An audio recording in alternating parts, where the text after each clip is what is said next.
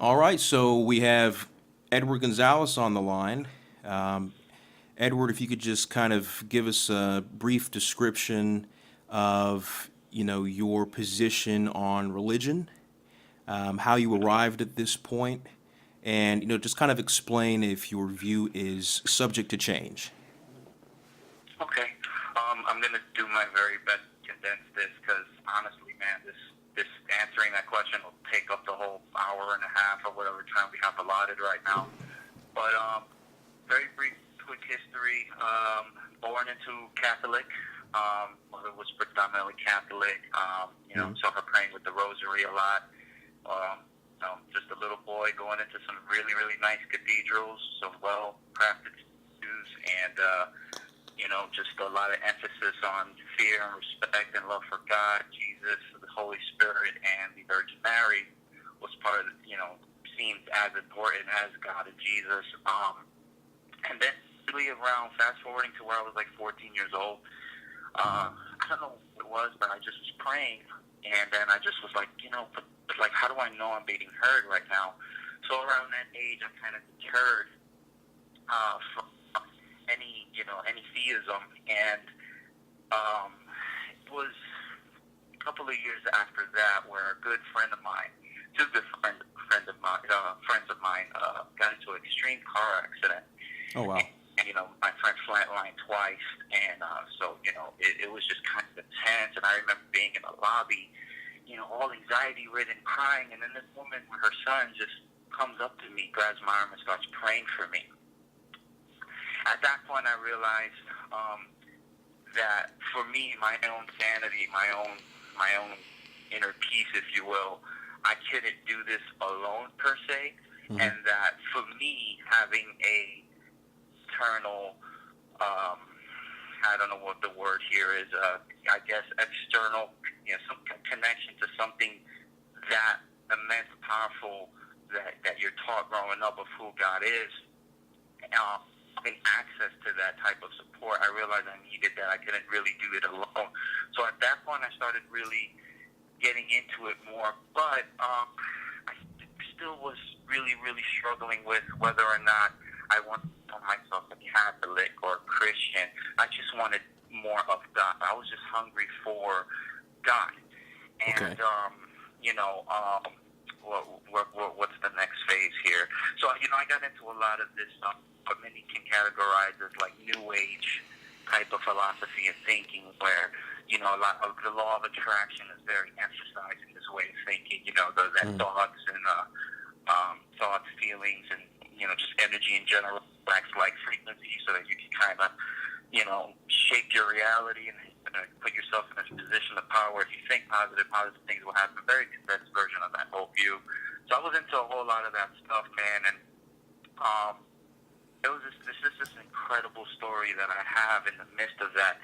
Again, for the sake of time, bro, I really don't want to get too deep into it, but just playing around with the idea that thoughts have a kind of this interplay, this role play, this communication with your outside reality, the inner and the outer. I started playing with this idea, and I started to. I didn't call it God at that time. It's very Mhm. again, the associations with what God.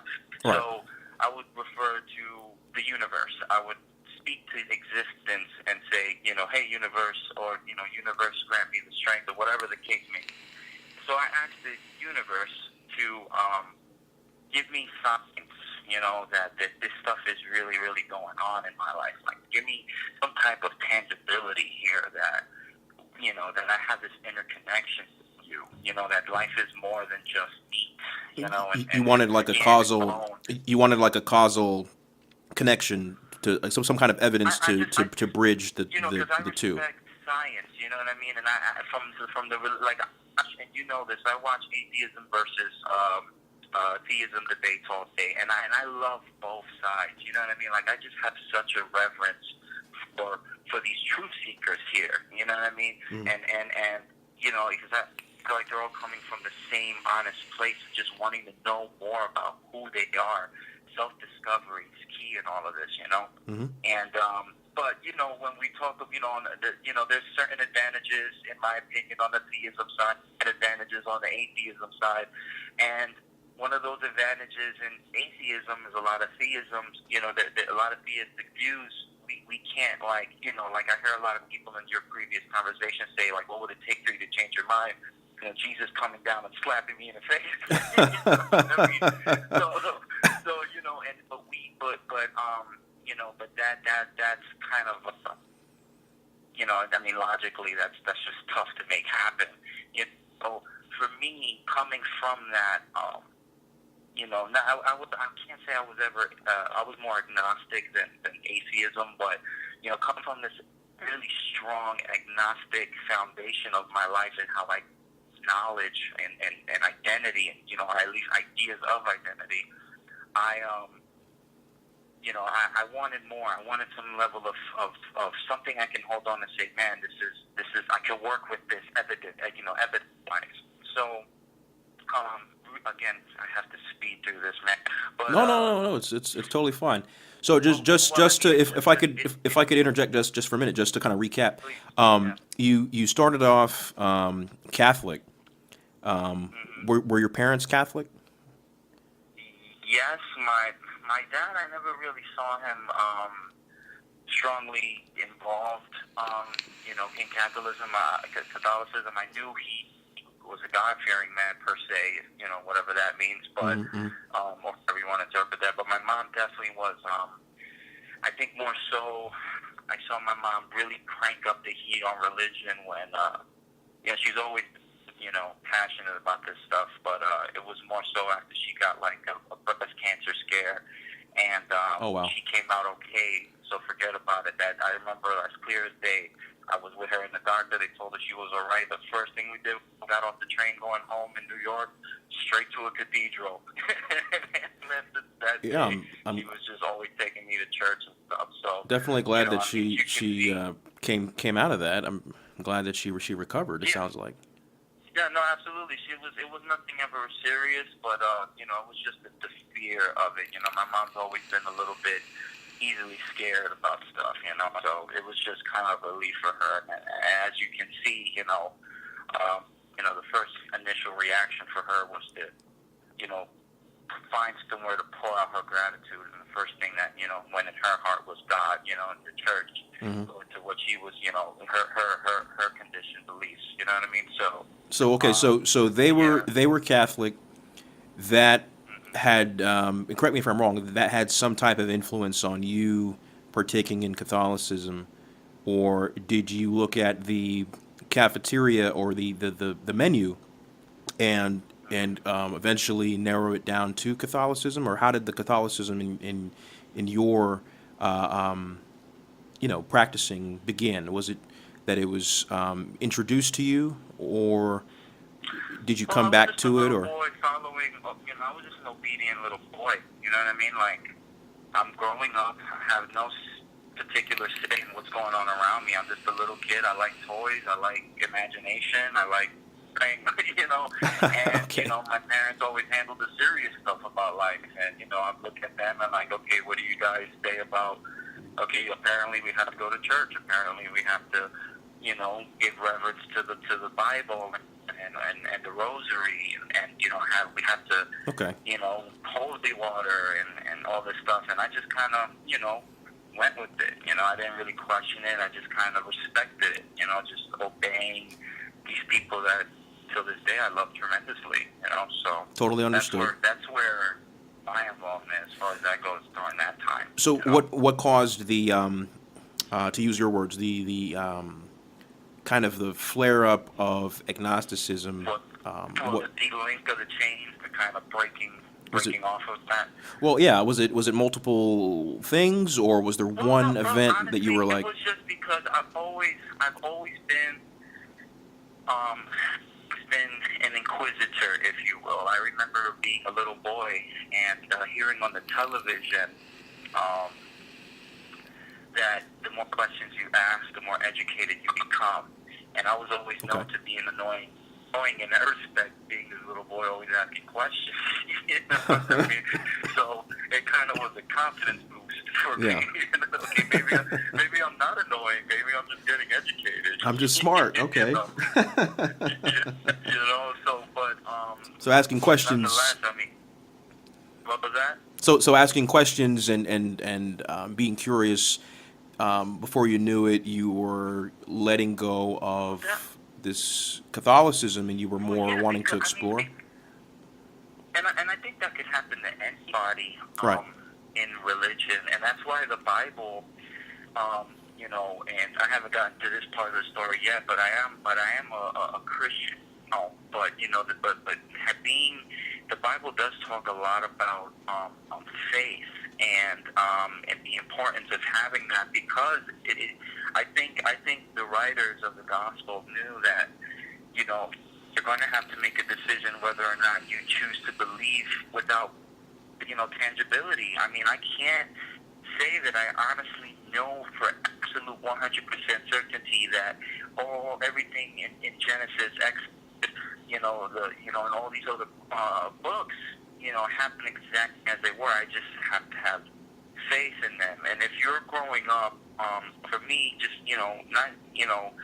not really understanding faith, not really understanding all this stuff. Of course, if you constantly live in your questions, you're going to kind of be independent of second-hand knowledge because you're coming from until, hey, brother, I'll let you know, I told you I'm a Christian, but I still want you and the people listening to know the biggest gospel I preach is a gospel of I don't know. Okay. Respect. Yeah. So, you know what I mean?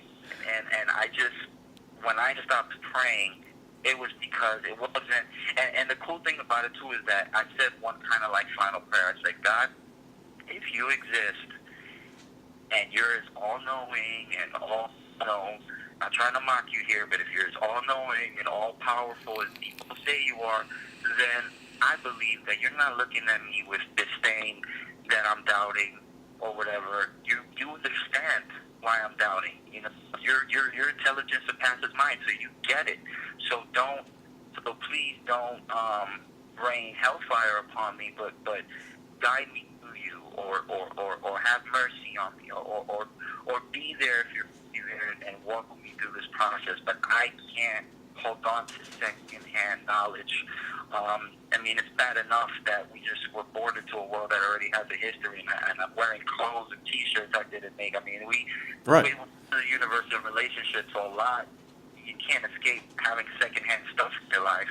But in the arena of belief and identity, I wanted to do my best to make sure that who I am is because of my own self-discovery.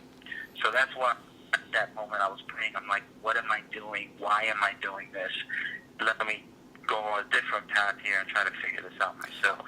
Now, it was just inquisition, just curiosity and all that stuff. Now you said that, so you've moved from Catholicism to kind of this agnostic period in your life to now you're a Christian. Now, Christianity, of course, I wanted to ask, is there any specific compartmentalization of that, or any specific doctrine within Christianity?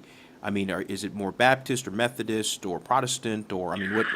I actually attend a Pentecostal church. Pentecostal, okay. But you'll get a lot of crazy tongue talking. Right. Yes. Speaking in the Spirit, a lot of emphasis on the power of the Holy Spirit. Do you participate in the that. Do you participate in the speaking in tongues, or?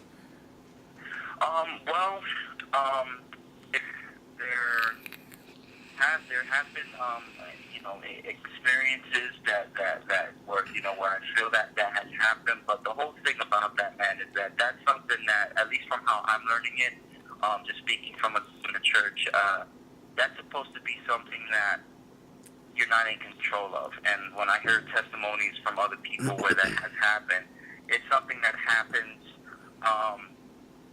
that you just lose complete, it's like you lose control of yourself and you start just yapping away in some ancient language. It's weird, bro. It's very I can't really explain to you in detail, but from this thing you can't just do it. is what I'm trying to say. You Has just it? can't go walk up there and be like, I'm gonna talk in tongues.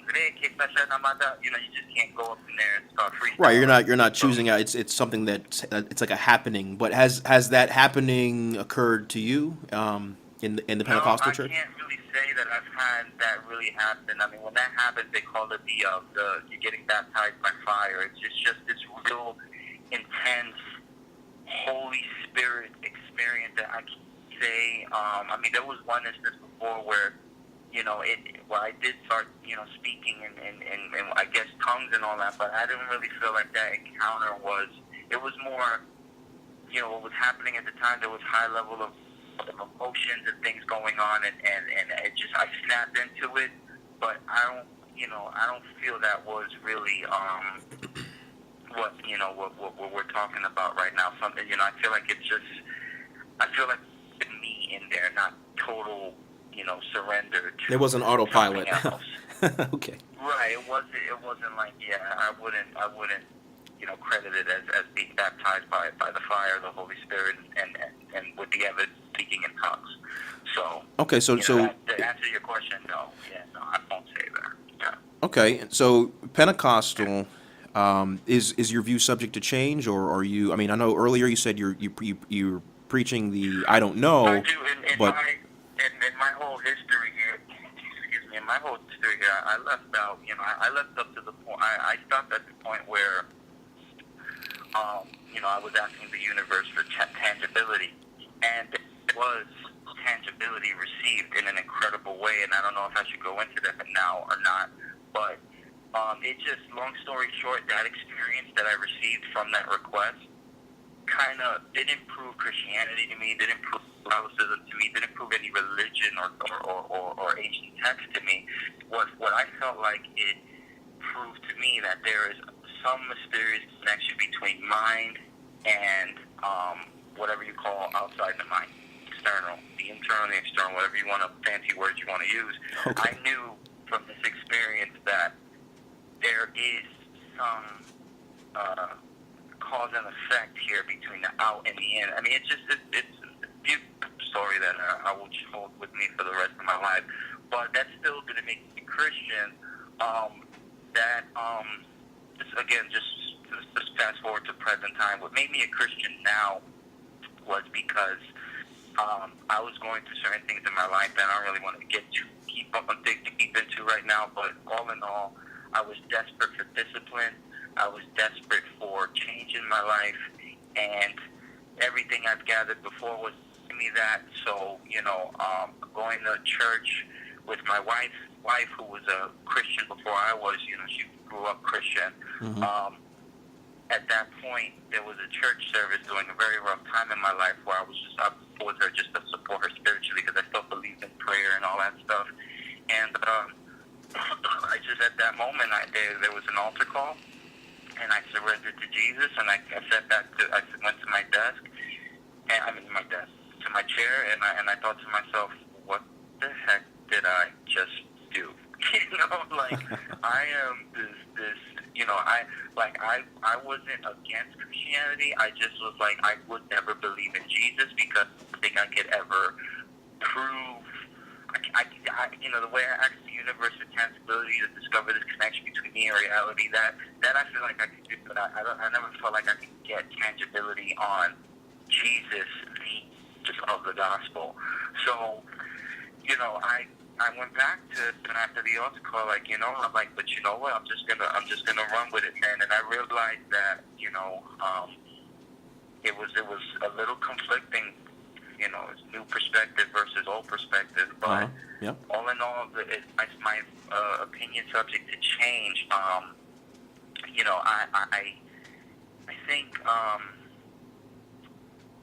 my Christianity isn't based on facts. My Christianity isn't based on tangibility. Okay. It's based on just choice.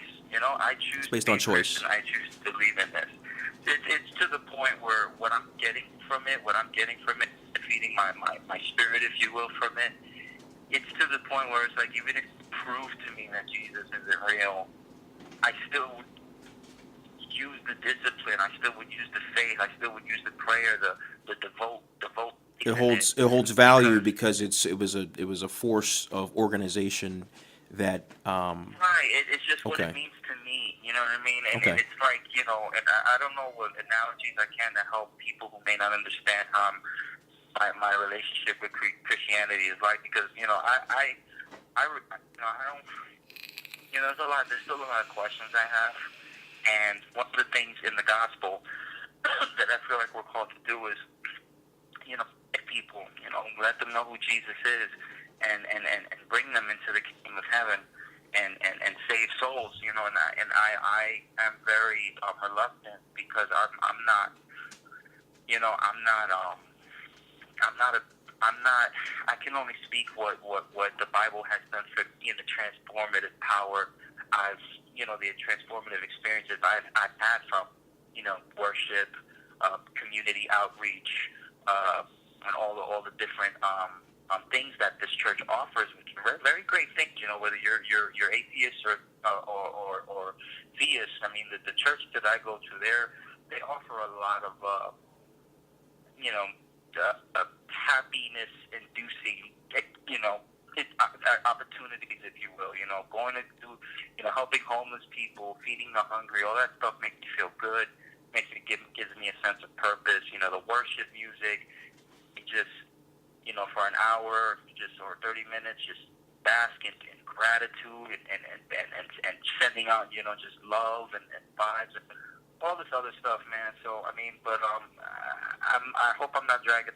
Oh, no, no, no, no, no. Trying to So finalize. you've Yeah. basically said that, even if for not that we could prove a negative, not we couldn't disprove a unicorn or anything like that, but even if Yeah. somehow we were able to, I mean, as far as we know right now, we're not able to disprove a negative. It's the null hypothesis that A doesn't connect to B until there's a causal chain.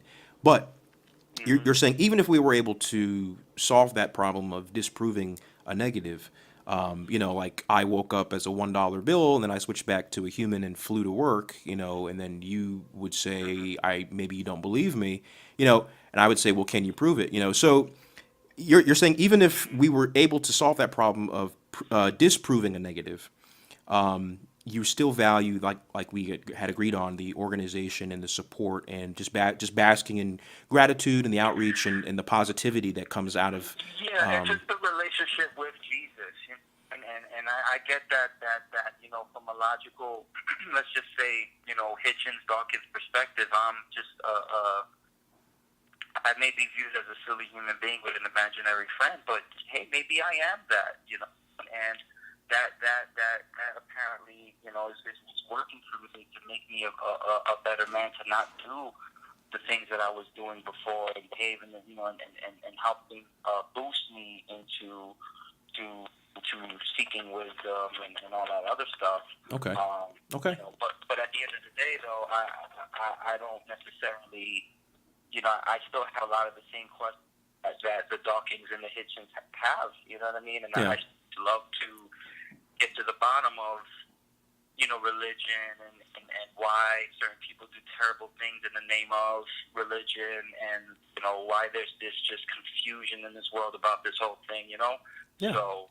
And I think I respect that. It's that you're able to draw a line in the sand, and you're able to realize the difference, and you're taking the good portions of it, and you're using that and applying that to your life. And I think that's respectable. Just call me a Jesus fanboy. I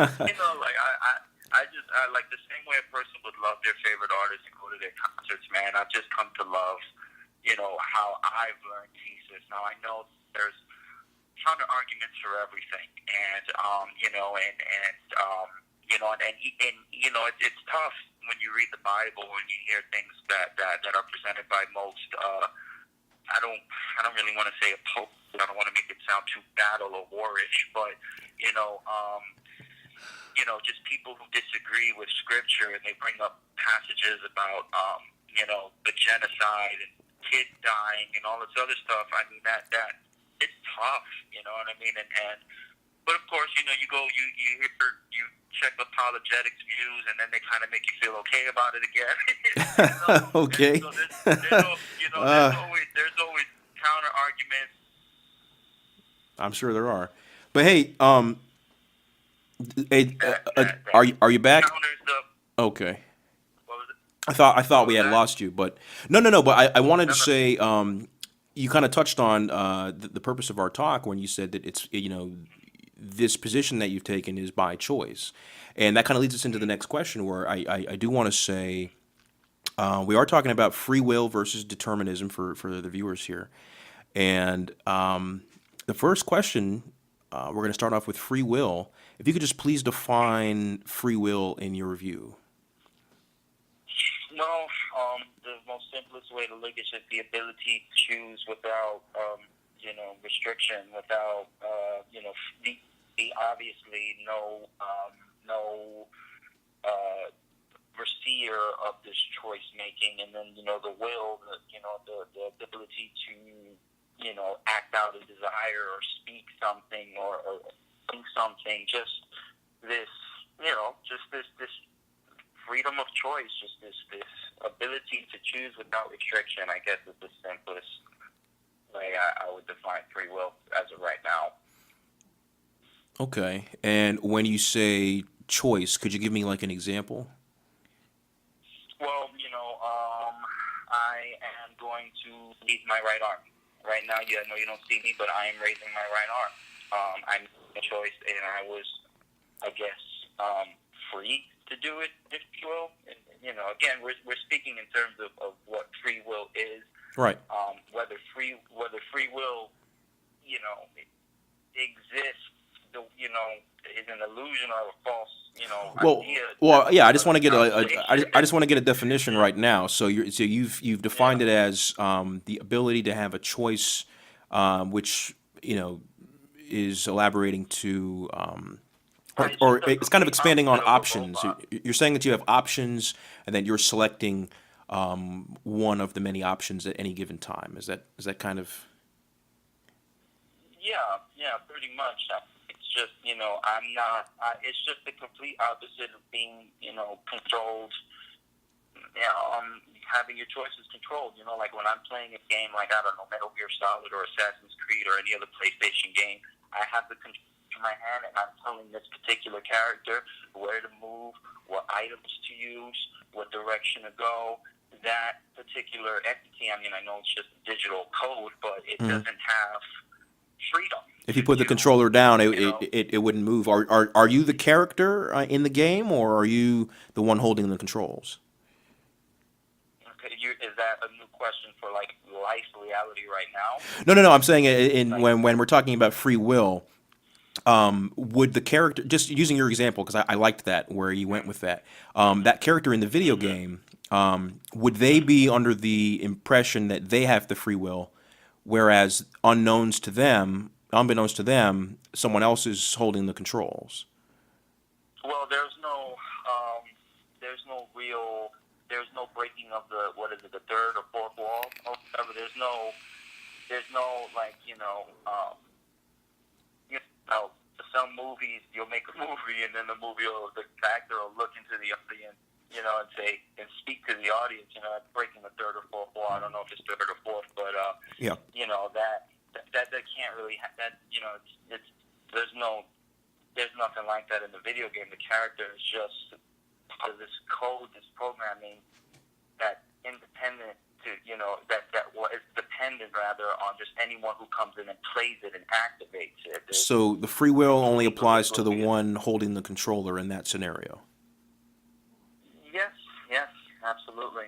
Is it limited to I specific mediums, like agents, beings, entities, or would you say that something like a rock or your heart has free will? Well, I believe when we speaking in terms of free will, we are speaking in terms of mind. And in order for a rock to have free will, it would have to have mind. You know what I mean? And to this point, I don't understand the rock having a mind, consciousness. So I believe that free will is what's in different in just living entities per se, bugs, humans, Would you you say know, plants? Would you say plants have free will? You know, I'm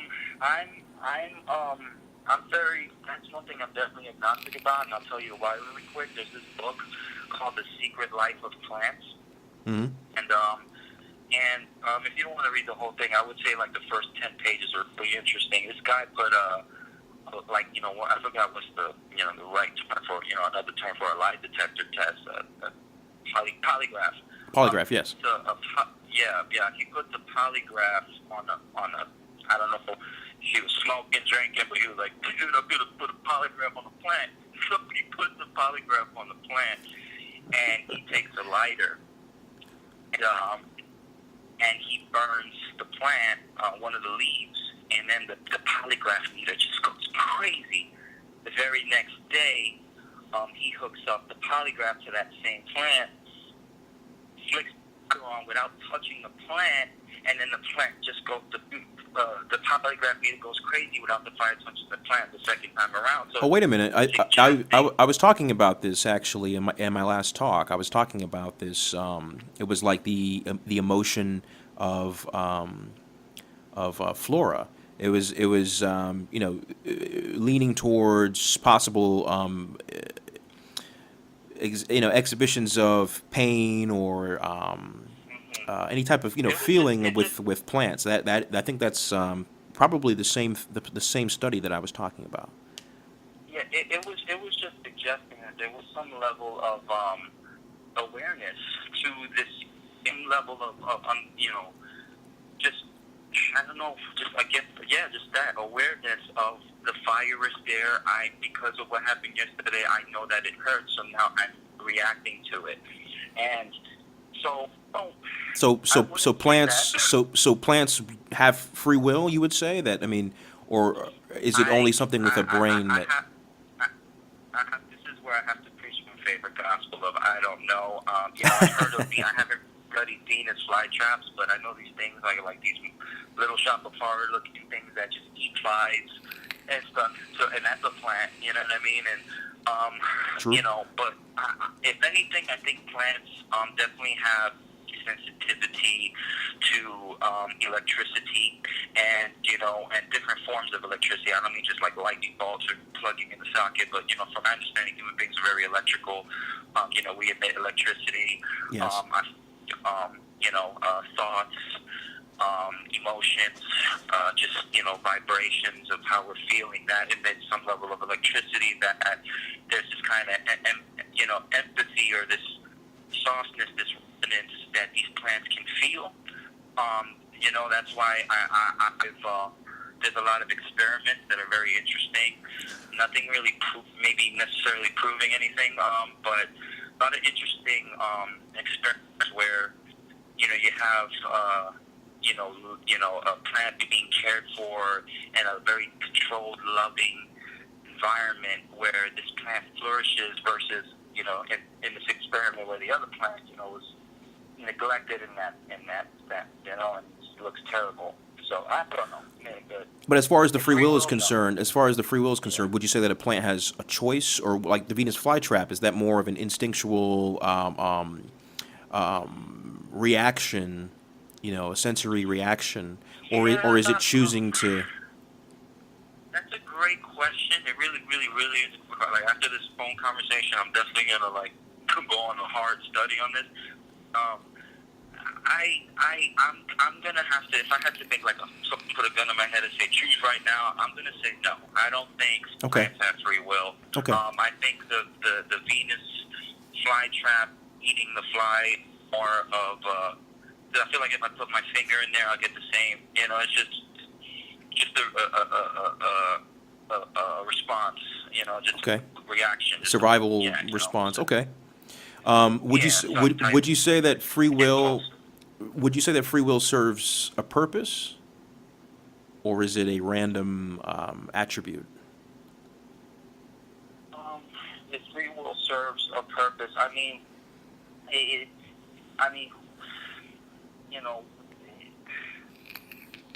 this is one of those questions where I feel like it goes off in like many different directions. It's like when you ask It that might. question, I ask, right. It's like when you ask me, does free will have purpose? You know, it's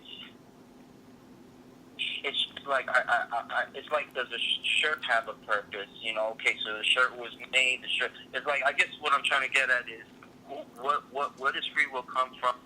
Was it, you know, and Well, I guess what's it what's just what's the point of free will? Because with the shirt, we could say that maybe the original point of the shirt was to provide some type of shielding from the sun and maybe keep warm and things yeah, like this, like warm, yeah, like a bag clip, for a potato chip bag.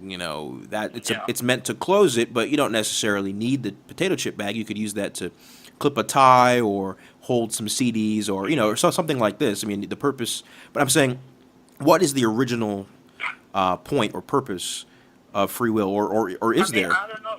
No, I it's just I guess from looking, I'm going to try to answer this question from not necessarily a scientific standpoint, but it's like, I'm going to try to answer it like someone would ask you, what is the purpose of the eyes? What is the purpose of the nose? What is the purpose of the taste bud? So I'm going to try to put the free will in this category of the human anatomy and what could it be its purpose Okay. Yeah. in its relationship to, to life, to living.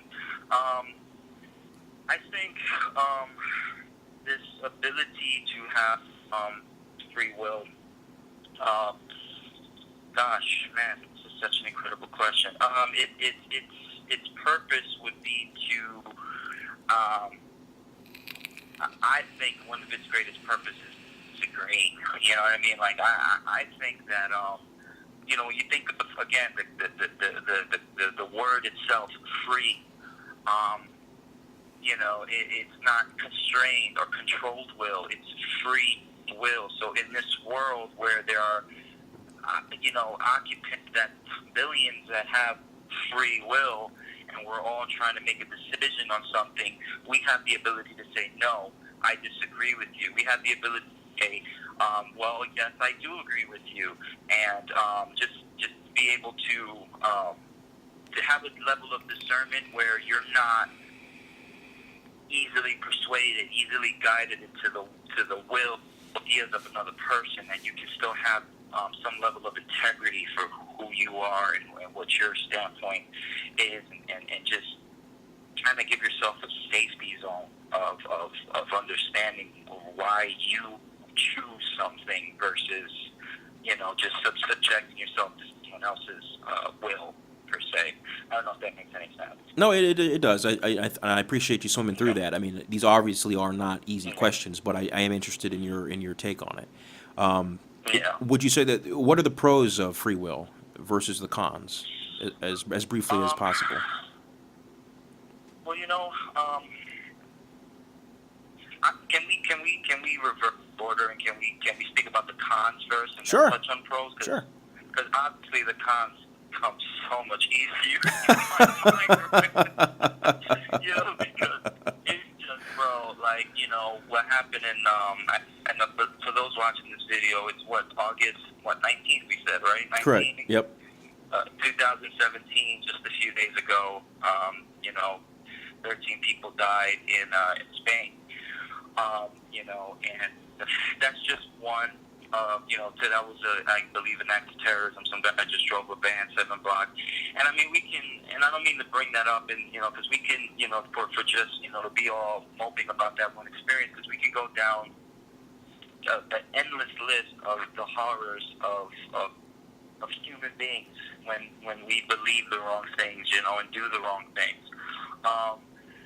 So the con, obviously, in bringing that example up would be ability to bring about horror in every sense of the word, whether you want it the horror of harming someone mentally, emotionally, physically, the horror of breaking something that is of value, or just, I mean, it's just any horror in general. The fact that a human being has the potential to do so much immense good, but also so much immense evil, and I don't need to, use words used a lot in the Bible behavior, but just, like you get what I mean by evil. Yes, here. yes, Just, yes.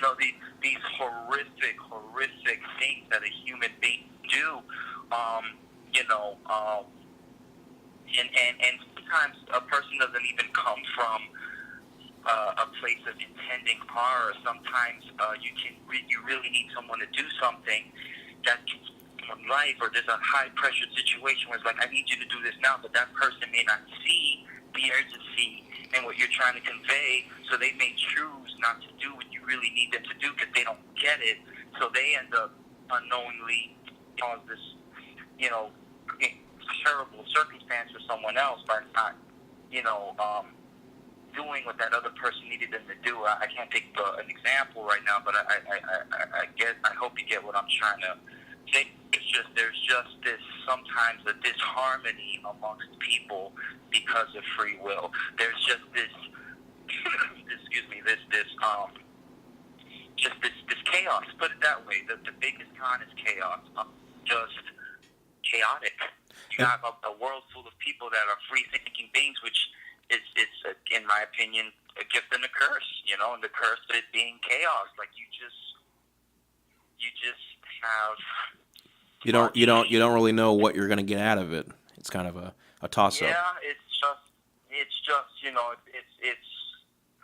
it's crazy, bro. It's it's chaotic. It really is. I mean, there's just a chunk of this world where you have people that want to serve others and really try to find the best way they can do that, and then you have a whole group of people that just don't care of people and harming people and stealing from people and all that other stuff. Like there's people. I saw a documentary on ISIS where they got 2-year-old little boys with knives cutting the heads off teddy bears. Already prepared for horror. You know what I mean? There's just sex slaves. You know what I mean? And out there in this world that I saw a documentary, another article I read where there was this 13-year-old, 12-year-old girl that was got from a sex slave thing, and she was all like mentally deranged, and her mind wasn't working the same, and it's just horrific. You know what I mean? And it's all based on that all generates from people choosing to do this from their free will. And you would say that the pros would be more of the opposite of right, the ability to freaking do so much amazing good for this world. You know what I mean? Whether it's in the form of a huge charitable thing or putting yourself out there like Martin Luther King to demand change of equality, or making an awesome piece of music or a movie or a play or something that's going to touch the hearts of people and speak to their message, no matter what background they're from or whatever the case may be. Okay. A parent's free will to really raise their child and I mean, I could go on and on and on and on and on. So yeah, I mean, the ability to simplify it, the free will gives you the freedom to do immense harm, and free will also gives you the freedom to do immense good. Those are the most simplest. This is the most simplest version of what the pros and cons are. Would you say that you have no choice but to have free will? Like I would say that because it's the same way. I mean, it's very peculiar. It's kind of ironic, right? Yeah, I mean, it's just like, here I am, and this is one of the reasons, Mike, that I've always been an inquisitor. Here I am. It's as if I woke up from an eternal sleep of blackness, right? Mm-hmm. And now I have these 2 arms, 2 legs, and I have this thing called thoughts, and I'm thinking, and I'm observing, and I'm stimulated by all of my senses. I feel the wind, I feel the temperature in the air, I'm seeing all kinds of colors, I'm hearing all kinds of sounds, and I'm growing, and I'm observing, and mind you, I'm speaking from the perspective of a little child, a little baby, Mm-hmm. and I'm mimicking, I'm copying, and all kinds of, stuff going on here, and, but I just showed up. You know what I'm saying? Like, I just showed up. Like, I don't, like, how? What am I doing? It's so peculiar. I'm existing. I'm living. So you have no choice but to exist in that scenario, and you have no choice but to have free will. You don't Yeah, get to vote for the free will. That would I don't have any memory of voting on a planning ballot this or to exist, or voting on a ballot right. to get your free will. Yeah, yeah. Okay. I don't have any So that was. So would you say that the free will experience. was forced on you, or that existence is forced on you? Yes, absolutely. Forced on me. I don't know if it was forced on me. All I know is that it just happened, and I don't have any memory of how, whether I chose it, whether it's forced on me, whether there was this, whether it was God, or whether it was this monkey that had magical powers that what we're going to send you to Earth, whether I was an alien on another planet, but I got teleported over here to be born as a human. I mean, You don't have any don't recollection know what happened prior. yeah, Okay. and when I think of if it was forced on me, I just think of just something The Big that Edward, was the right. Big Bang, that is the Edward of your existence. You don't have any recollection prior to that. Okay.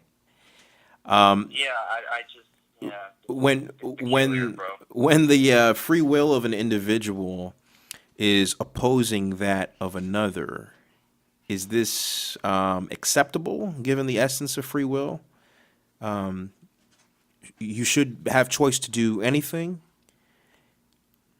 Well, Because I think how free is it? Or should there be a cap on your free will, or would that change the word from free to limited will? Or no, I get the question, man. I think it's I think this is an amazing question. I for some reason I just keep thinking, I just can't escape being reminded of a conversation Socrates had about right and wrong, and I remember reading this very in-depth discussion about these two guys talking about right and wrong, and it was almost like very like, well, who decides? You know what I mean? And I know you've had this discussion before in previous recordings, but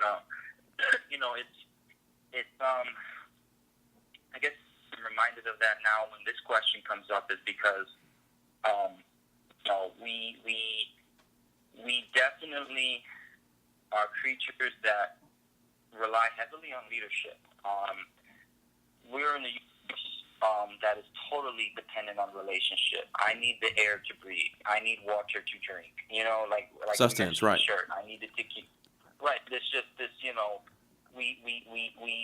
It's like the same way the human anatomy is dependent on many different systems to operate in harmony. Is the same way that the human race, in my opinion, is a relationship-based entity. And within this structure, within this system that keeps us going, I think one of the things we heavily rely on is leadership. Someone to take the reins on something that you probably won't be best at the moment. And you can handle this, but you can't handle that. So let that person handle that. But And but when the free wills, when those choices, when those things that I'm good at, maybe you're not good at, but you want to do it anyway, like you want to lead the team, but it's been demonstrated that you cannot do so, you can't leave. or at least up to that point you haven't been able to do so. We can't see into the future if you'll develop, and obviously you get experience and whatever, but up to that point it's been determined that you don't have the capability to lead this team. I have, maybe, let's say, just for example, I have some kind of expertise in such field, and I want to lead the team. Our free wills are clashing. Is that acceptable for free wills to clash, or should free will be limited? To say that it's not acceptable would be a contradiction to what free will is. Exactly. So it's a great question, but it's also humorous to think about, because it's like, you have the free will to want to control free will.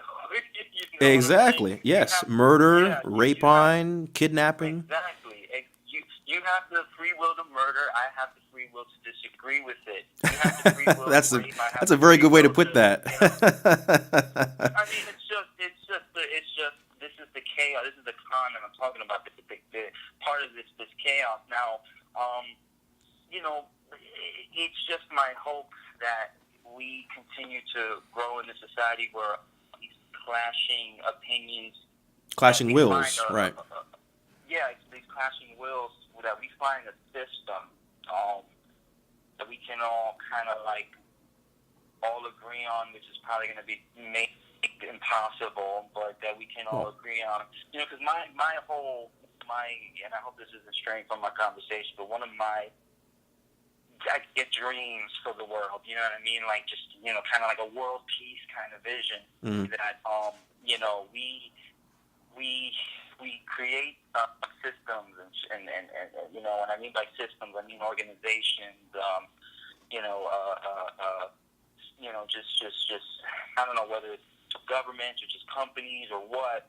Just things that people we all agree to put our we. I don't know. But see, that kind of falls into that limited will, because if anyone was to if even one single human being on the entire, I'm just going to use human beings, just for example. We haven't really talked if other animals would have free will, but if one human being in that scenario you posed disagreed with this ideology, vision. would they be exercising free will, or would they be looked at as not conforming to the limited will? No, they're exercising their free will. But I guess what I'm trying to say is how do we bring harmony to that type of chaos of clashing wills? You'd almost have to. You'd have to limit the will.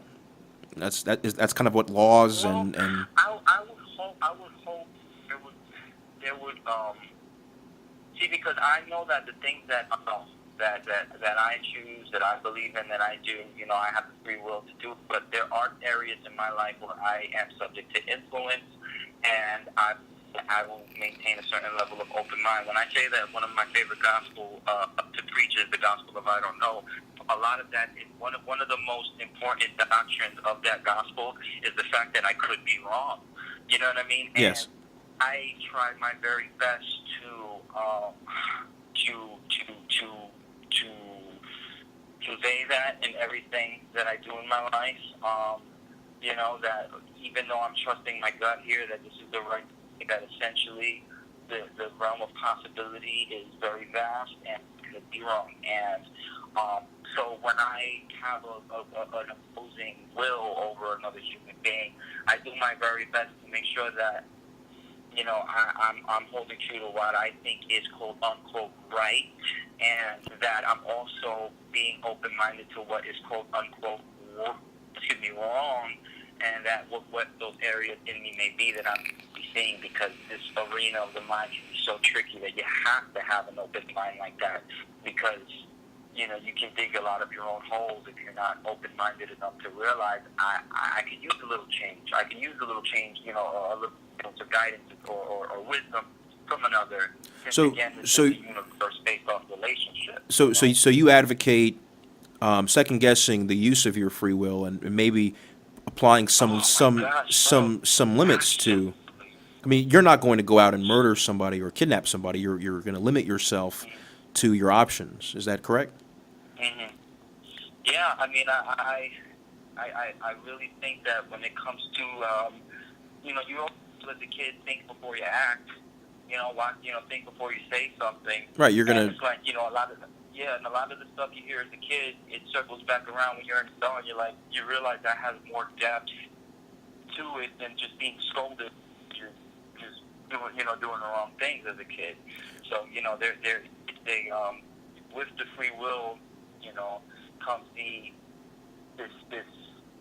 this thought process that that in itself is its own thing that you got to keep healthy. You got to keep you got to improve its systems and maintain its systems, because you can have bad thinking that leads to bad choices. So there are kind of sanctions on your free will, where you're shopping only in a few aisles in the grocery store. You're limiting your choices because the other aisles are bad choices. So in a sense, you're influenced by the society of what the bad choices are, and that's kind of narrowing the scope of your free will. Is that? Well, I mean, absolutely. I mean, at the end of the day, when you choose, you're choosing one not 1,000 at once. You know what I mean? Like if I'm in the aisle and I pick an item, I'm picking that one item.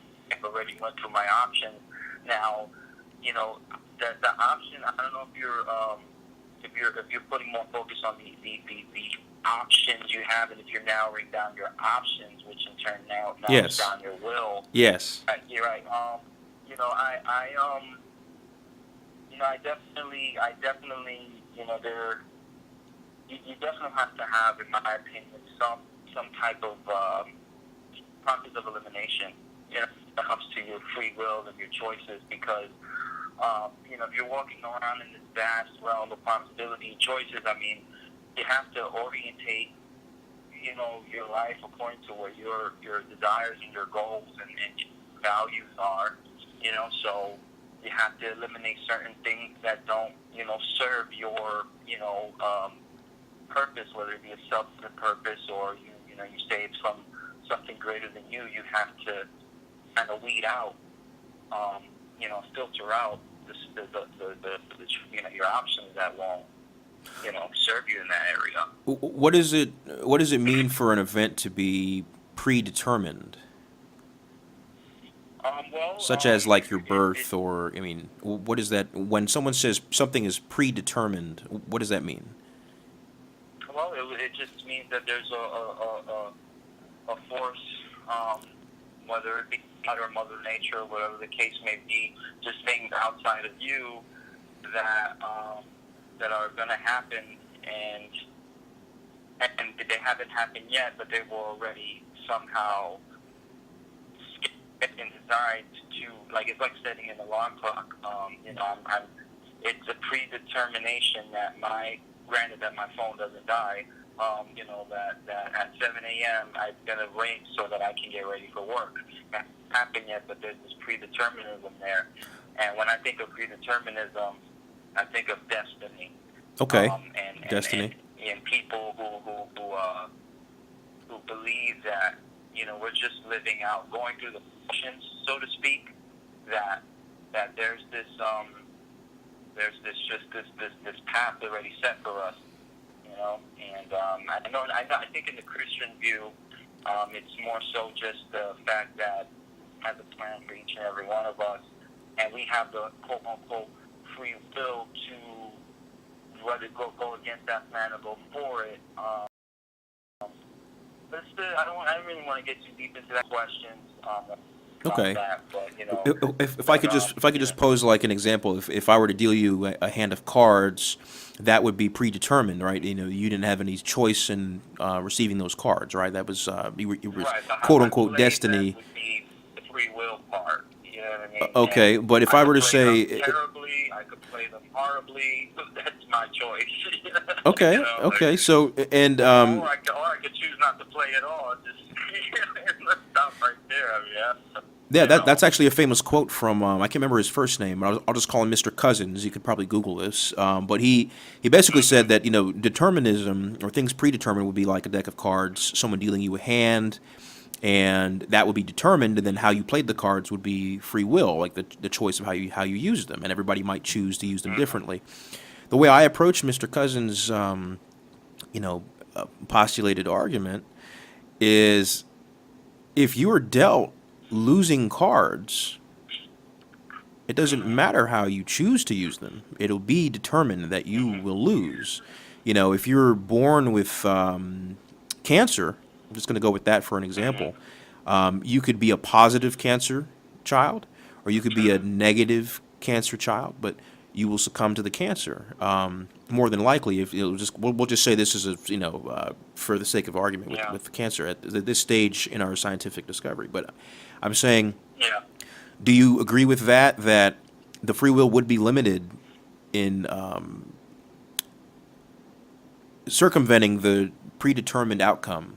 You're playing blackjack, and I'm showing a 10, and you're given a 2 and another 2 or something like this, and it's almost predetermined at that point that you will lose regardless of if you hit or stay, or there would be a low likelihood of you succeeding.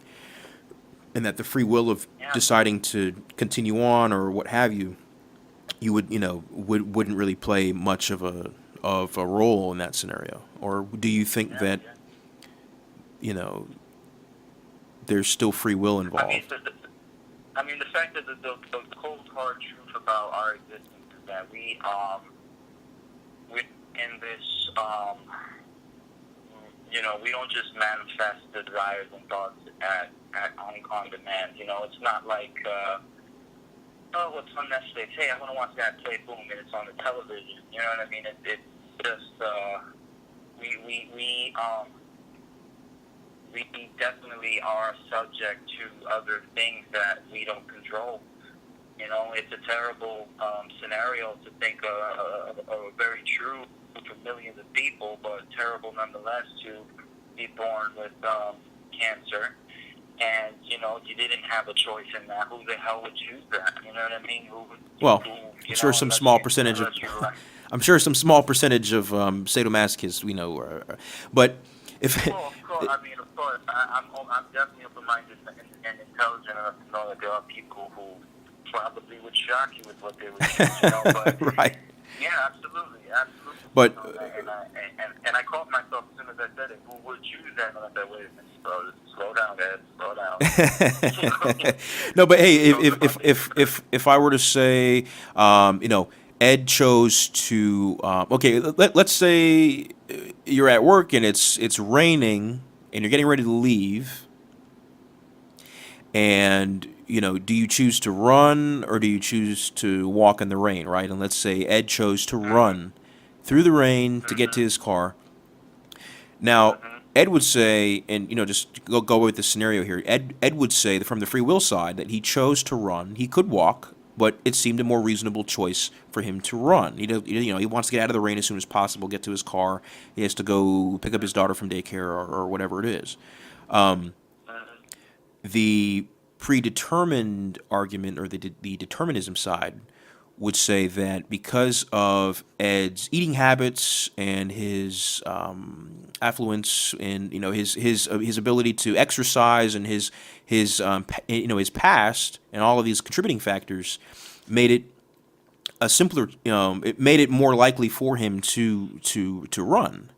That was predetermined that when he's in that situation, a larger person, just going to say like a heavier set person, more, would probably not be able to run to their car the distance that you would, and they'd probably have an umbrella and walk. The free will side would come back and say, well, Ed chose to exercise, and Ed chose to eat the way that he did, and Ed chose to have those contributing factors. And then the determinist side would come back and say, well, it was determined that he would be into exercising because of the TV shows that he watched, or the celebrities that he's seen, or these influences that are coming in, or he chose to eat because this restaurant was nearby, or and these types of things were predetermined. They were there before he was born, or what have you. And then the free will side comes back again and says, well, he still chose to go to that restaurant, or he still chose to watch that show. And then, it just keeps on going on back. I say all this to say this. Would you say that determinism negates the idea of free will, or can the two ideas coexist in kind of a compatibilism? I'm slurring. I'm drinking some beer here. would you say that the free will and determinism can coexist? I would think that they could not. To be honest with you, bro, we can get straight to the core of what my view on free will is. I would argue that free will, and before I continue, I promise you this is independent from anything that that's secondhand to me. My opinion of free will is that, remember when I was talking showing up, and so as if you woke up from this eternal blackness, and all of a sudden you're this sensory being, just senses, left and right, just overwhelming. Right now, as you and I speaking, we're being overwhelmed with data, You know what I mean? One of the, I don't know how that word data has been on my mind so much as of late, because this is just a universe filled with data and mystery that we discuss. You know, who is God, or how did the universe come to be? Or it's just data that we want, that's there. We trying to access it. So it's like, you know, but anyway, this data that's just trying, you know, we're picking up all kinds of frequencies, and we're just overwhelmed with influence. And I like that you used that word earlier, because I believe that all we are, in the most simplest form, is just a cause and effect type of creature that just is responding to and when I say complex, I mean more complex than I can't even think of an analogy right now. It's just unfathomable, the amount of complexity of influences that we're responding to. But nonetheless, we're just flowing with it per se. And my very discussion with you right now, and how I'm reacting, how I'm speaking, how you're thinking, you know, and the thoughts going through your head when I'm saying certain words, or like sharing certain ideas, the people listening right now, everything going on, we're responding off of a conditioning of these influences. And I know that that's a very simple way to explain it. No, no, no. I I think I agree. But would you say that the influences were predetermined? You know, again, this, gosh, big question. I think, Sorry about that. yeah, no worries, man. This is what this, you know, I get the idea that this is what your program is about. Big questions, you know. It's you know, it's big and important questions. It's just, gosh, man. Damn, it's just the reason why I'm like just kind of like tripping right now in my mind over this question is because I'm trying to think of what causes circumstance before we show up. Exactly. You know? Exactly. And, Yeah. you know, and it's like, well, you think to yourself, other people, what caused that before they showed up? You know, and that's when we step into the realm of the many great battles between atheism, agnostics, and Well, you know, apologetics and theists. look at it like You know, look at it like this, though. Look at it like this. Say, you know, would you say, like, you know, does the next thing that you would think, you know, do you decide what you're going to think next, or does a compulsory mechanism dispense the ideas and actions to which you will then entertain? Kind of like, you know, when they're doing the lotto balls, they pop up. You know, yeah, are you choosing I what you're going to definitely, think next, or does the idea generate and then you act on the idea? and again, these are all opinions. But you know, Right, I right. definitely believe in I definitely believe in the latter.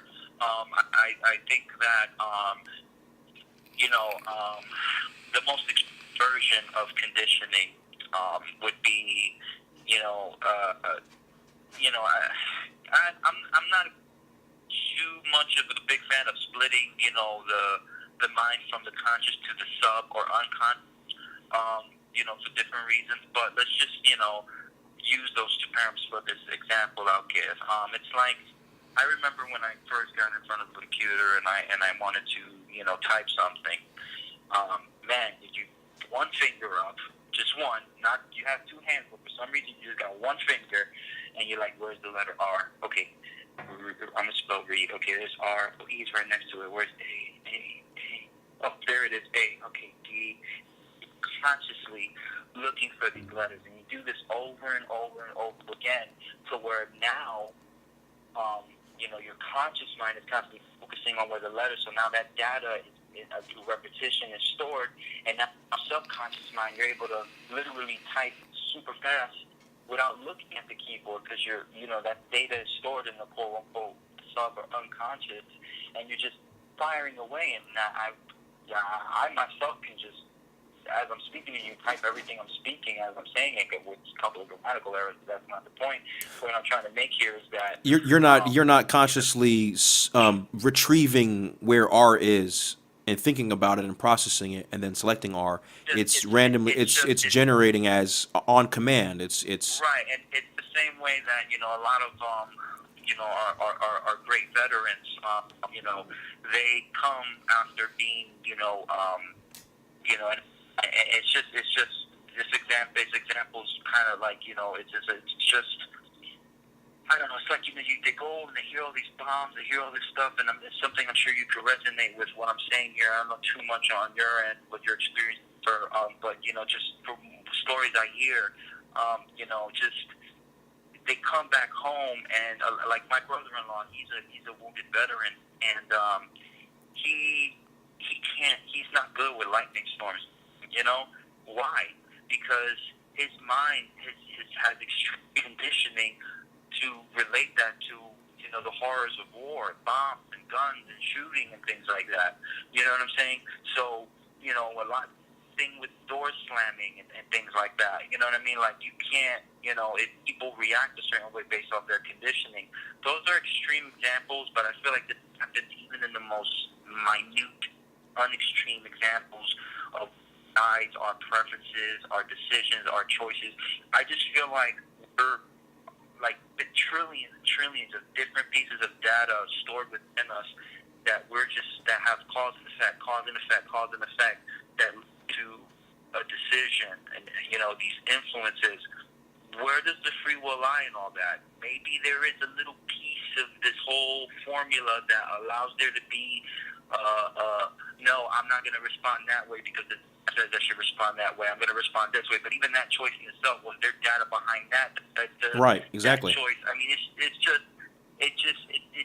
bugs my mind now, and I still am asking a lot of questions. I haven't closed the book on this. I don't think I will, but I do believe that there's just data and influence from the and I feel like not only that, but I feel like the universe is much like a web where everything is, again, I've said it 5 times in this conversation. That's fine. Your space relationship.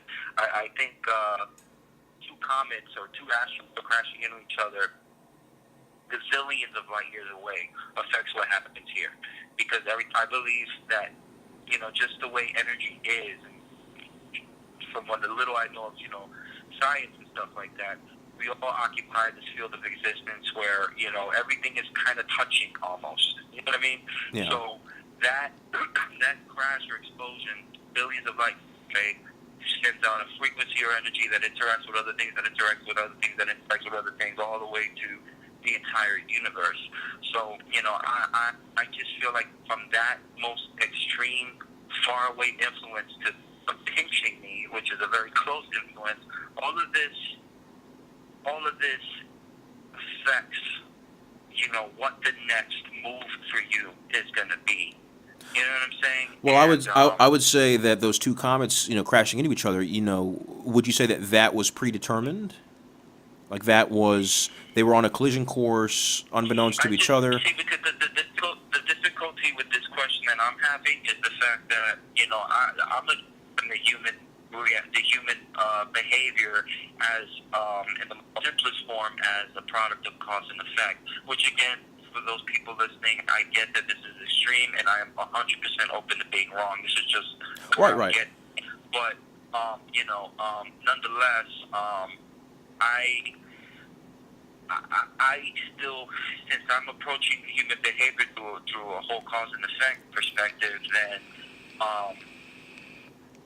it's just difficult for me not to see the outside universe as an example of that as well, cause and effect. And that's where I get hung up, because I myself don't see the cause, the primary cause of if there is. So if I was to say that it's predetermined, I am putting the label of a primary cause out there to the circumstances of the universe, and I can't do that, because I think this is where I'm going to have to pull up my gospel again and say, I don't know. And that's perfectly fine. I don't know, because it's like, is it predetermined? I mean, stuff happened to make that happen, yeah, for sure. You know what I mean? There was stuff that went down that made it happen so that it didn't happen any other way. In this incredible field where so much is possible, that specific thing happened, and it happened because there was information in the form of prior experiences that allowed that specific thing to occur. If that predeterminism, then it's so, then yes, it was, of course it was predetermined, but is it just some random occurrence? I mean, it's these. I don't know. I don't know. I mean, when you say predeterminism, though, are you asking me if there is an entity like say God, or just not even using those that term, just some one, just this one, or I don't know, just this. What I'm saying is something. Unexplainable force. Well, yeah, right. I'm saying that when I say determinism, I'm saying that something that it was going to happen only in one way, regardless of any other outside factors. That it was set up to occur in such a way. Whereas if everything is determined, you can't destroy energy, and it's recycled and reused, and this is all determined, that when the life of a sun, for example, and things of this nature, and then now you throw an animal like us, right, into the mix, and now we have this subjective experience where I guess the best way to put it is if a man is given a suggestion of hypnosis, and he's told that, hey, you're gonna crawl around on the floor on all fours, and then they bring him out of it, and he goes out to eat with his buddy, and they're at Olive Garden. I'm just gonna shout out Olive Garden, and they're in the middle of a conversation, and he says, "Hey, sorry, I don't mean to get off topic here, but I'm really interested in this carpet. I think I'm gonna start investing in carpet." And the guy says, "What?" And he goes, "Yeah, I don't know. I just really think it's a good idea. I want to start checking out some of this carpet. I'm going to do it right now." And he gets out of his chair and he starts crawling around on all fours. Now, in that man's mind, it's his choice to crawl around on all fours. But you and I would know that he was given a hypnotic suggestion, which was predetermined, that he was going to crawl around on all fours. Do you think that the average person is perceiving themselves as having the choice and is oblivious to the determination that they were going to make that choice? I think in this particular case, there is a infiltration of the free will here, per se. There is almost an enslavement of the free will. In this case of hypnosis, that is like a direct equivalent to, enslaving someone in the flesh. You know what I mean? You control the actions of someone's thoughts through some type of dominant method, and so I wouldn't say that person at all would be conscious of or just being fooled believing that is their will, but it's really the will of another person, because that person hypnotizing them could have made them do something else, and that person would end up doing that because that's what they're choosing, Right. them to do when triggered. So if I could just follow up with backpedaling to the omni, right, the omni. If this I'm just going to just kind of vaguely, just big generality blanket statement, this omni transcendent XYZ has some type of a plan that so and so is going to go to college, he's going to become a doctor, he's going to cure cancer, and this is part of my plan. This is why he goes, or he or she goes through this school and becomes a doctor, and this is all part of the plan. Said person, is thinking that they are choosing to become the doctor and choosing to become interested in, oncology, and then becomes, famous for becoming, the curer of cancer, and they would attribute that to their free will. Whereas, how does the plan versus the free will come into play? Because if there is a plan and everything is, it's kind of like, just a poster that I had made a while back. I I said, and then this isn't any offense to you, but I thought it was an No, interesting no, no, no. concept. But I said, praying is like asking a director to change the ending of a newly released movie for you. You call the director and you say, "Hey, I know that movie just came out yesterday, but I didn't like that car Yeah, chase at the end. Can you take that Honda out and make it a Dodge, Hellcat? That would make it a little more yeah, interesting." And he's like, "Well, the movie's already out. That was part of my plan." And yeah. it's That's right. so it's when I look at the plan versus the free will, and we don't have to talk about the Mm-hmm. praying part, but I'm just saying the free will and the plan. That kind of brings me to the hypnosis, where you would be, under the impression that you're actively making the choices, but it was something that was already predetermined. So Right, right. and to use your own words, not to equate it with slavery, but kind of that it was kind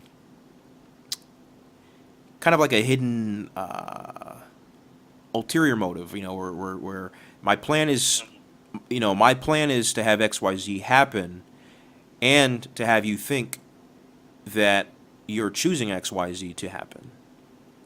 Yeah, yeah. Well, just one point I want to make too.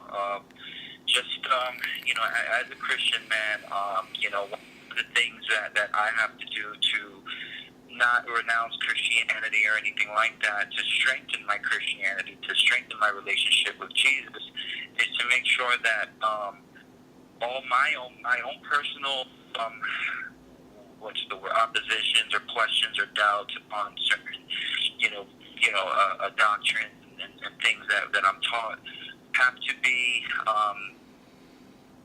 I have to find a defense for it per se, and be at peace with that defense.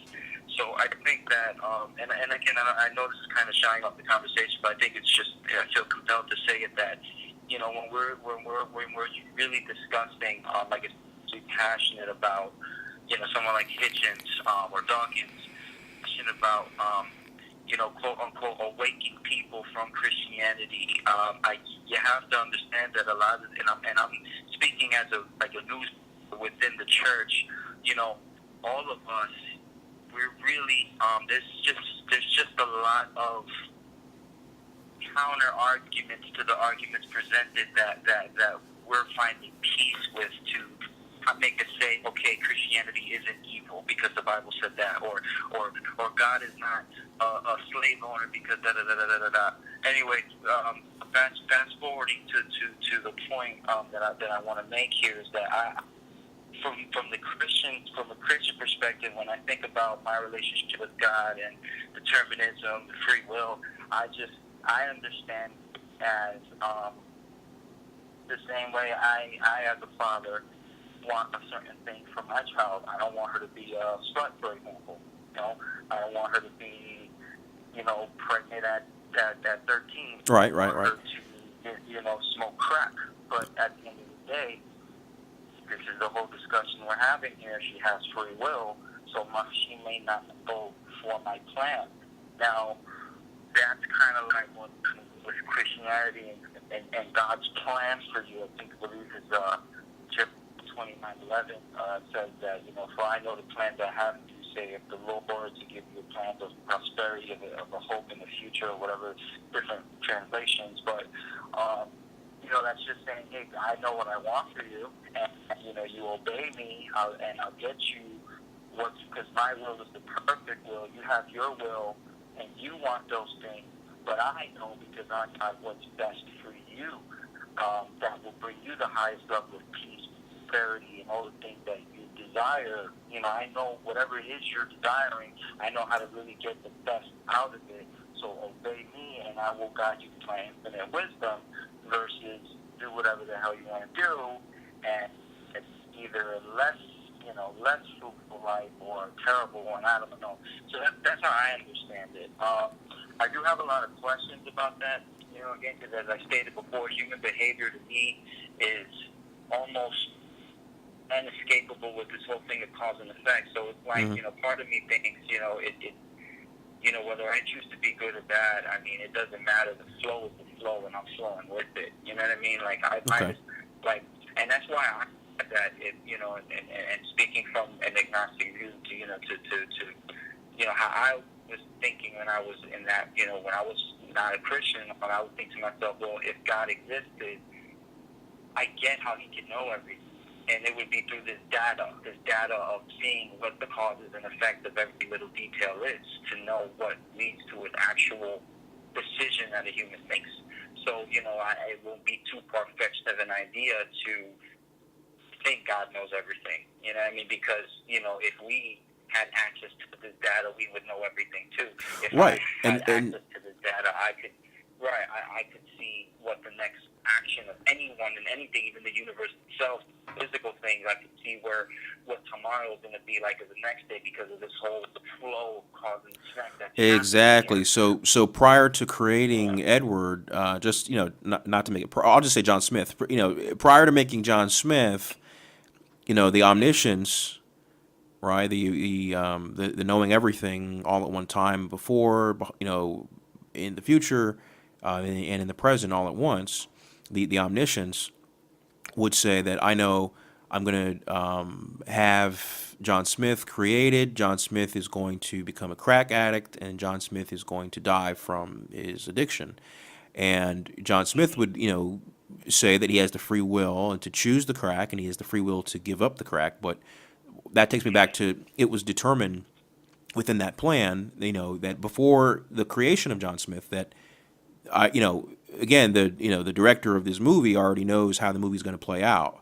Is what I was getting at. So it's that that determined. I don't want to use the word fate or destiny, but the determined outcome, the dealing you of the shitty hand, right, or the or a good hand, right, or not to be negative, but that those cards were determined, and then your just based in our conversation here, you're under the assumption that you have options given those cards. So I think that's the best way to put it. Is that in theism, or I'll just stick to yours. In Christianity, if that deity was to have a plan that XYZ was going to happen, just to kind of backtrack on what I said earlier, when you're making your choices, it's leading into that plan. It's like, it's not that you would surprise that deity and going left when the deity planned for you to go right. It would be that was part of the plan for you to go left.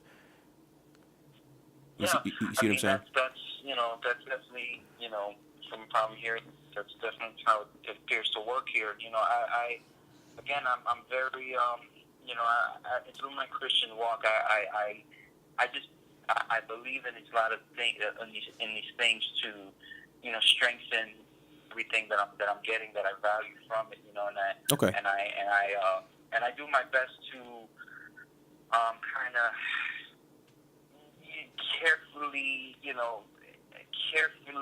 think about, the unknown, to not interfere with how I'm being fed, so to speak. But Yeah, I think that's good. Yeah. Yeah, no, absolutely. I mean, it's you got to be careful, man. You got to be careful in everything you do. But with this whole framework of destiny, predeterminism, having a plan. At the end of the day, whether or not we have options, the cards are dealt to me because of there's an action of the cards being dealt to me. Those cards were dealt to me because of a bunch of things, influence factors, whatever you want to call it, all this leading from the smallest point of data, just all of it combined led to that specific moment. And now, when I get the cards, how I display them is only going to be a result of free and present data, and how my mind has registered, all of it has registered to determine the response. I don't really think that free will is really what we understand it to be in today's culture. Is I'm really choosing something versus you're being, it's hard to explain. I know you follow me, but it's just Yes. like it's just easy I for know me it. I to I trust. I know it. Trust me. I figured Yeah, this was going to be a long swim. This is and I really give you kudos for swimming through it. It's not a simple question, yeah, but that it actually does kind of lead us into the final question here. Actually, that's kind of perfect. The yeah. it where I say, is there any decision or event in your direct life experience that is predetermined, of which free will cannot be a factor, regardless if you want it or not? Is there any decision or event in your direct life experience that is predetermined where free will isn't or cannot be a factor, regardless if you wanted it or not? And I think we You know, kind of touched on that, like with birth. I mean, you can't. yeah. That's why I'm laughing because I'm like, showing up. That's the answer to the It's not question. like going to Being a here. movie So, or right. you know, You're. yeah, someone, You could drive past the theater. like, yeah, like I remember, reading, again, this is pre-Christian days, but, I'm very, very interested in reincarnation, and just the concept of reincarnation. And not that I believed in it, but I was just, know anything, right? Mhm. The gospel of I don't know. So I don't know of reincarnation. So let me just play around with it. I started doing some studying and all of that. And I don't know, I came across this awesome quote. Someone said, I don't think it's any less peculiar me showing up in another life after my death than it is me showing up in this one. And I'm just like, and I'm a blind thinker. I'm just like, boom, there's my, at that time, like, that's my perspective on reincarnation. It just,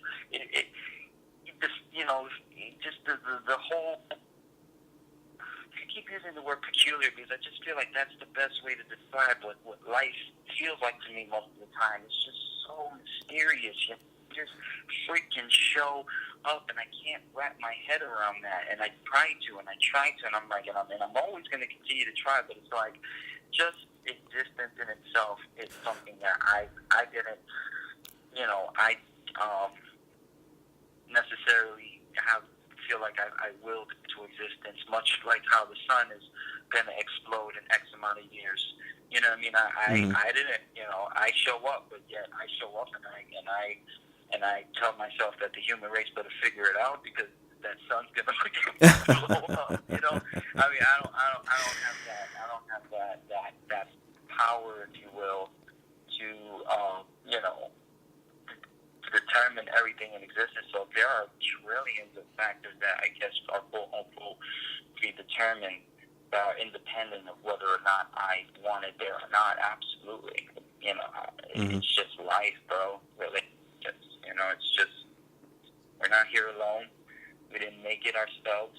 I know that when we live, we feel like we're the center of the universe because all we can see is through our eyes. All we can think is our thoughts. All we can feel is the vibrations and the sounds of our voice when we speak. But, we're not the center of the universe. You know what I mean? We share this world with not just people, but with energy, with forces, with so much more that is beyond our current discovery that we will discover later on through science and other things. But we can't walk around here like we aren't that there are things quote unquote I guess predetermined for us. You know what I mean? It's just the way it is, and any child you get, if we have another baby right now, and that child's going to be subject to starting their life from all of these conditions that are independent of their, Exactly. their will, if you will. You know what I mean? So at the end of the day, that's where all of that goes. As far as that goes, that's my view on that. Kind of closing out, would you say you lean more towards the view of free will, or do you lean more towards the deterministic viewpoint, or would you say you're somewhere in the middle, or does one beget the other, or? mean, I just, again, I'll give. There's obviously I don't want to shame. I don't want to. I feel like I would disrespect such an awesome question and so much thought I put into this to say I don't know, because I mean the truth is I really don't. But but I have put enough thought into it to feel like that it's just right now in this moment with you. I decided to have this conversation. You're deciding to record on this channel. People are deciding to view and listen in. And it's like, yes, there's this beautiful pleasure almost of I'm willing this. Mm-hmm. But, that sensation, you just pause time for a second. You grab a hold of that sensation. You grab a hold of that concept of your choice. And you really dig deep to what caused that. That's where I start. The more I study that, that's where I start to lean towards the idea of free will and start to suspect that there are factors, there are things that create that choice, and that those things that create that choice are a byproduct of just kind of a human mind going through a human being going through a timeline that they have no control over. Again, I was born in Jamaica Hospital in Queens in 1987. Mm-hmm. And from that point, in that moment in existence, I couldn't have chosen to be born in India or in 1942.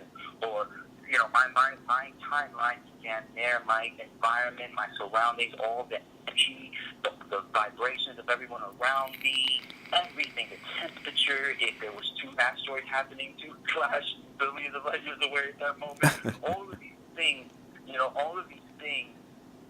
began my, from conception, whatever, to the moment I started feeling to this point I'm speaking to you now, all of these, this web of my life, all of it is influencing me in some way. All of it's just this flow of the flow that I'm going through. I'm really doing my best to illustrate how I'm trying to explain what we're doing right now, literally what we are doing, why we're even speaking and talking about this right now.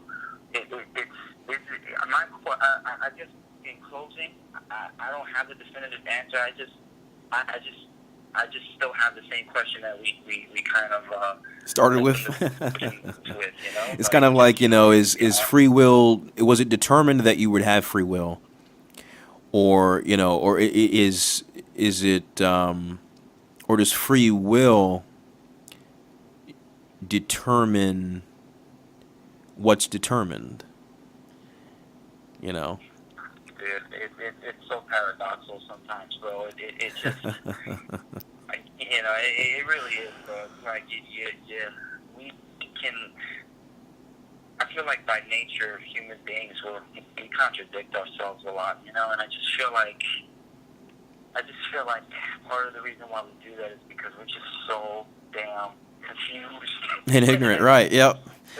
Yeah, and this is one of the reasons why this is one of the confusing things to me, man. It's just figuring out what makes a human being who they are. And I believe that is a very important question that social, kinds of different, areas of science tries to really answer is, really dig deep into what leads to human behavior, you know what I mean? And I feel like if we can be collectively, it's like you right now, if you show someone a flame, I think the human race would agree, I'm not going to just walk into that flame. You know what I mean? I'm not, because unless I want to commit suicide, unless I want to suffer severe burns, unless that's my will, Mm-hmm. I know whether I choose that or not, I know what fire can do, regardless. And I think most people, I'm not going to say all, but I believe most people kind of have that understanding. In the same way, I feel like it would be such an advancement in human society if we knew how human behavior works the same way fire works. You know what I mean? And I hope that's a good analogy. Yeah. I think that's, I like that. Yeah. Yeah, I mean, it's just, and, I don't know, like just when it comes to just everything, why are you a Christian? Why are you a Puerto Rican? Why are you, even things that are genetics? Why are you a homosexual? Why are you a Islamic radical? Why are you the president of the United States? Why are you, born deformed? Why are you just like if we can just understand the process of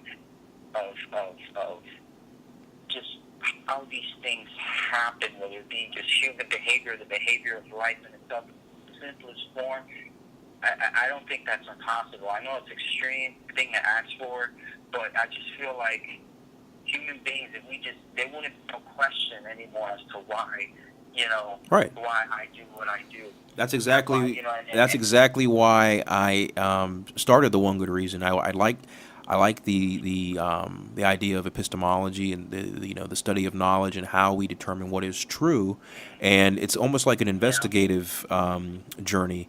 Because let's say determinism was correct and that free will is an illusion, we would almost have to release everybody from the prisons and release everybody, for murders and things, because they didn't choose to do those things. Those were predetermined by, like as you mentioned, their genetics or their nature or their nurture, and these contributing factors. We would have to release those people. We couldn't hold them responsible. Yeah, but that kind of makes it because it's but it was also our world in prison now. Okay. So it's like, which was determined by right. You can't blame us for keeping you in jail. We just were reacting. Exactly. Right. I think that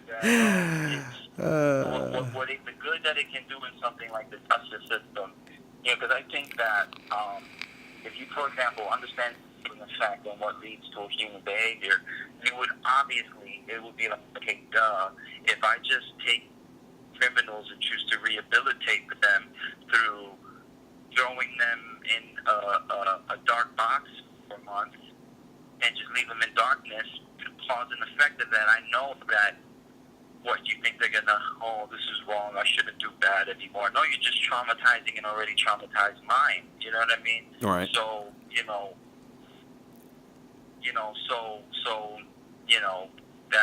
that's basically, in understanding how that works, you're able to kind of improve the effects that you're looking for.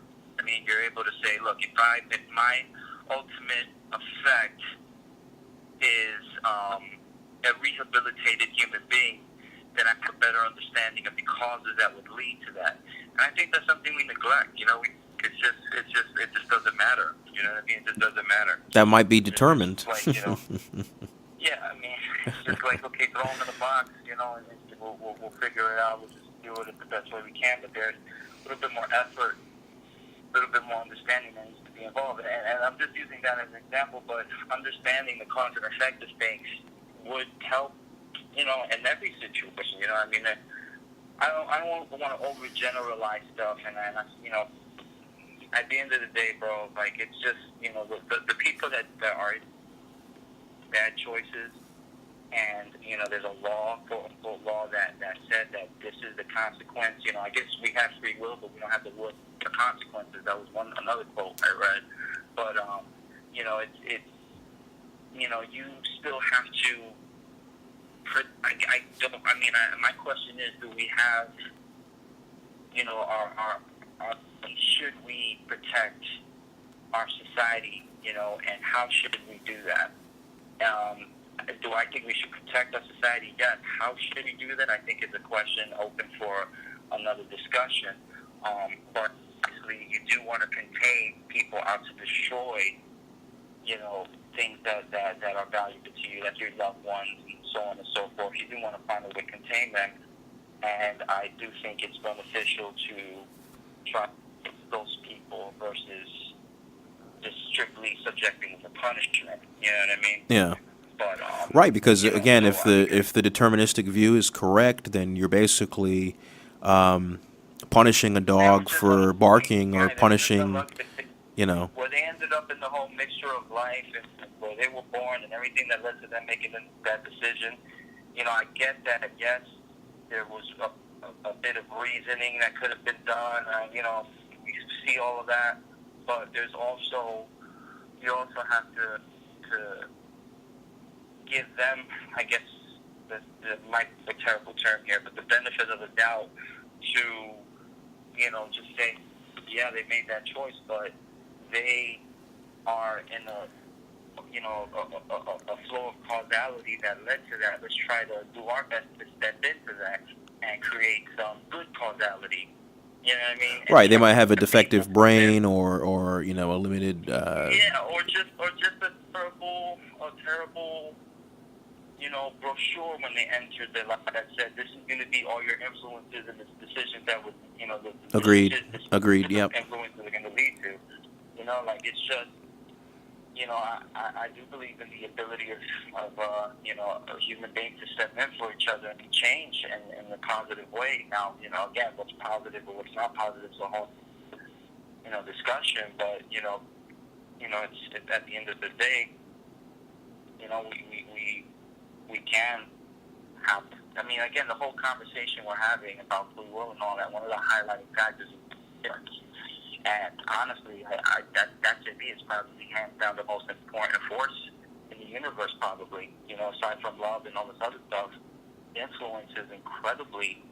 I mean, look at from the great minds like Martin Luther King to, and I say great, not glorifying evil, but still extremely intelligent, like Hitler. These people have power to understand the influence to to see the result that they're wanting to achieve. You know what I mean? And Mm-hmm. it's like so it's just understanding influence and how to influence properly. I think it's something that we really as a society, as people, should really I mean, again, it's a gift and a curse, because if you start learning how to influence, you can, guide people to all kind of wrong decisions, your free will, what I mean, will step in and create chaos, because, it's just going to become like another form of freaking hypnotism, I mean, I don't know. Now that's why I really liked your PlayStation analogy, because you were determining what the character would do, and the character, I know it's a video game, but I'm just saying that character could think that they were free, and they're not aware of the person behind the controls, so to speak. But yeah, I really appreciate you, having this conversation with me. Did you have any like questions for me or anything that you wanted to throw my way before we part ways, or?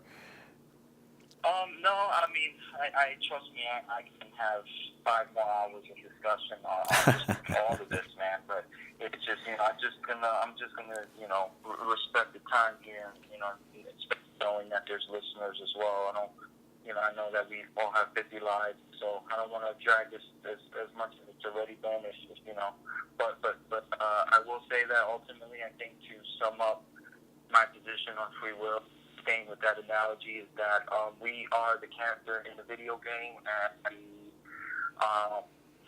and the data, the influences, the causality would be the controller. Again, that is just an idea, and it's still open for change and discovery. I don't know, but that's just kind of how I'm currently standing on it, to have, that intelligent safety zone to feel smart. Blue pill or red pill, right? Yeah, exactly, bro. I don't feel stupid, that's what I'm thinking, but All right, man. Well, Edward Gonzalez, are you in, I always forget, are you in Deltona or DeLand? I'm actually in Deltona, but yeah, it's not, they're like right next to each other, but Okay. yeah, so, but yeah, don't come looking for me if you don't like anything I said. I'm not in Deltona, actually. I'm in, And Edward's email is, no, I'm kidding, no. Social security number. Yeah. Yeah, I'm gonna go ahead and try to get this edit, not really too much editing, but processed and then uploaded, and I'll go ahead and send you the outcome just as soon as I can. It probably won't be this weekend, but I should be able to get it within the next couple of days here. The next conversation I'm going to be having is with somebody who is a traumatic brain injury recovery Oh wow. survivor. Right? They basically forgot everything. When I say forget, like motor skills and just recollection, recognition of faces, who's friend and family, and things of this nature.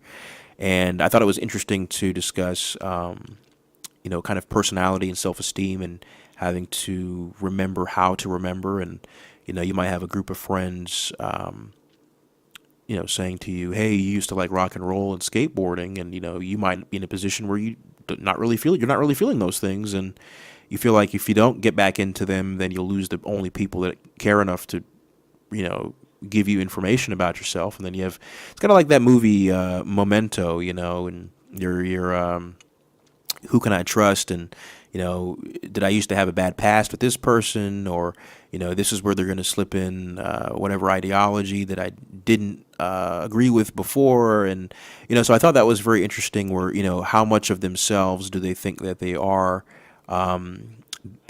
or are they in effect a new person? Because if you were to ask somebody for their opinion on you and their representation of you, how accurate would that be? And to be in that position to just kind of take, grasping at straws from everybody's 2 cents about you, and then trying to Frankenstein some type of self. I really that's anyway. That conversation is going to come up. I'm not going to say his name right now, but I should have that out soon, and that should be a pretty good conversation. I only have a couple more of these that I'm going to do, and then I'll get to work on the documentary. But yeah, man, I really appreciate your time, and I like some of the points that you made.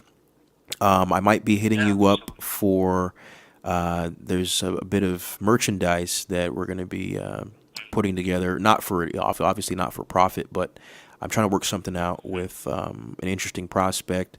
Basically, going to be superimposing people's faces onto T-shirts, and having like a quote from their interview. Um, you Oh, know, cool. you know. You got to call it merch though. That's the lingo on YouTube. It's merch. Oh, merch. Okay. Yeah. When I say merchandise, I always think of some kind of a profit, but a large percentage of the the sales, if there were any sales, would go to charity, and the remaining difference would be for the overhead. But yeah, just spreading the message. But yeah, would you be opposed to having your face on a T-shirt with a quote? Yeah, but it has to be like it has to be like You'd be involved in the quote choosing process. We wouldn't. no, but what I mean is like my face would have to be like in a way where like like you would have to black and white it, and then like increase the saturation, make it like really cool for a shirt where it's not like an exact image, but more so an outline of my face. Yeah. But, Well. Well, we'll work with that. I mean, Okay. that's a cool idea. It's funny. We'll talk about that, but I'm not opposed. But yeah, no. But then definitely thank you for doing what you. I do think your your whole movement, your whole goal and just process here is important. Definitely like the fact that you're creating a platform where all kinds of views can have discussions. Like for example, like I myself being a Christian, you didn't attack my Christianity. You didn't necessarily make any you a way where if you had a question or some type of opposing idea, it was done respectfully, and that's why that's part of what I was mentioning earlier about what I hope for the world is that more people just find an arena of kindness, if you will, to and like we talked about free will here. You want this thing, I want that thing. I agree with you here, I disagree with you there. We could just minimize the chaos by Exactly. at least, even if one person, what side doesn't change and nothing is at least there can be understanding. You know what I mean? And, Yeah. And, and I don't think even if nothing changes, understanding is still very valuable. I may not agree with something you think, but if I could at least understand why you do it, there's some hope for a better outcome in whatever we're all desiring here as a human race. If you know Yeah, what I'm trying to say. yeah. It's we might not always have a complete pivot on a position, in a conversation, but yeah, I've coined the term worldview calibration, and it's you're giving a lot, I'm giving too little. Where can we meet in the middle, kind of a thing. Yeah. Yeah. So that's I think this has been a productive conversation. You've given me a few things to go look up and think about, and hopefully, when we disconnect, you're gonna apply some of this conversation in your future. Yeah, absolutely. I'm gonna go freaking look up plant consciousness right now. It's like the emotion of flora or something along those lines. But yeah, there was a couple studies with the fire and whatnot. And Yeah, I already got it in front of me. I'm literally in front of the computer right now. So as soon as we hang up, I'm gonna look up the secret life of.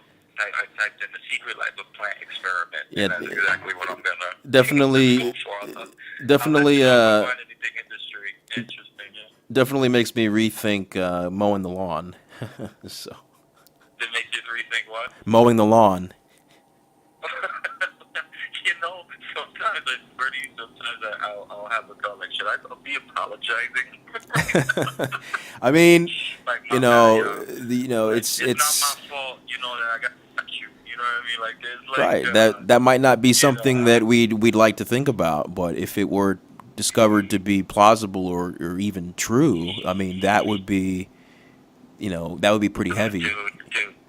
I mean, you're definitely opening up the door for another long conversation. But I will say though that it's a nice thought to think that if we prioritize plants in this world, like it's just interesting to think of, like maybe the human race thrives better by prioritizing the earth and its care. When you think of the movie Avatar is a perfect example of a race of beings that were doing that.